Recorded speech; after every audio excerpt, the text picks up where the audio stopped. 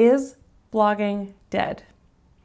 No, not in the slightest. But the matter is a little more complex than that, because while blogging as a whole is not dead, some aspects of it definitely are. So if you are somebody who is looking to launch a blog or perhaps pump some life into an existing blog, then you'll want to stick around. In our social media dominated age, the idea that blogging is dead is not uncommon. But let's stop for a second. If we are looking for information or want a question answered, what do we usually do? We Google it. And where does Google usually point us?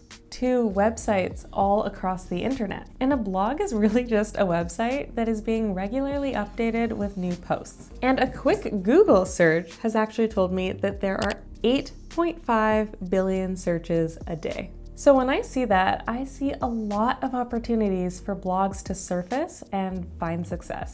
And speaking from experience, my blog, comfygirlwithcurls.com, is not dead. And I'm actually in the process of launching a second blog. Can we guess what the topic is? My blog is how tons of brands and cool opportunities have found me. And it also brings in some nice ongoing affiliate income and ad revenue. So why do people say that blogging is dead?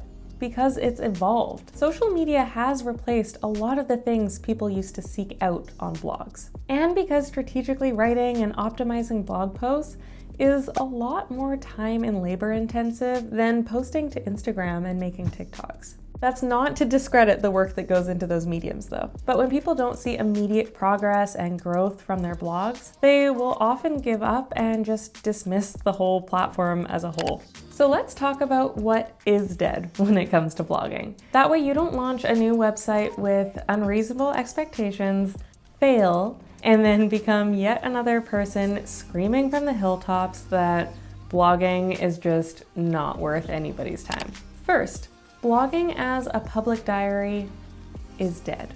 But I would argue that this form of blogging has been dead for a very long time. Thanks to social media, there are so many platforms out there for people to share real-time information about themselves and their thoughts. So why would anybody visit one single person's blog to get all their deepest thoughts and perspectives when they can get all of that information on the fly from multiple people at once? Even general opinion pieces and essays are more likely to gain traction on a platform like Medium than they are on your individual blog or website. The most successful blogs are less about the individual, the blogger, and more about the value that's being provided to the readers, the audience. Next, blogging without a strategy is dead. You need to have, at the very least, a strategy around two things. Number one, your focus. Is your website niche focused? In other words, you have a narrow topic that you're covering. Or are you writing to a target audience?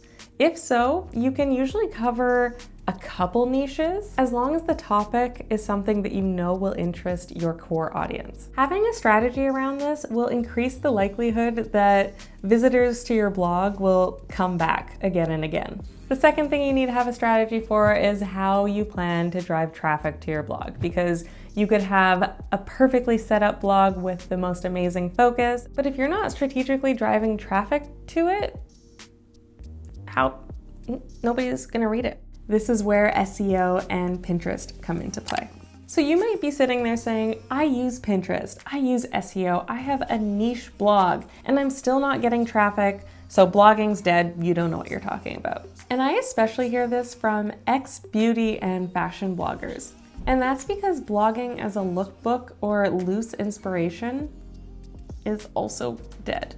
Outfit of the day, hair inspo, fashion inspo. These sources of inspiration are all fulfilled by other mediums where people can find content from multiple sources in one go. That's not to say that inspirational content doesn't have a place on your blog, but tying into our last point, it does need to have a strategy on how you're going to get in front of your audience. If this is the type of content you like to create, think about how you can make it a bit meatier. Use the space of your blog to dive into the topic. Go deeper than you can in an Instagram caption. Share more photos than you can in a carousel. And then save your content to Pinterest so that it surfaces with all of the other inspiration out there.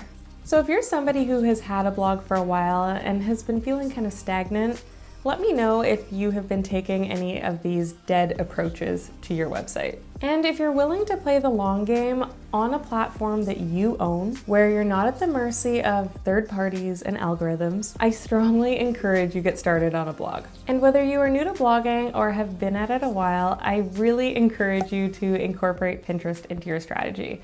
And I have an introduction to the platform right here. Until next time.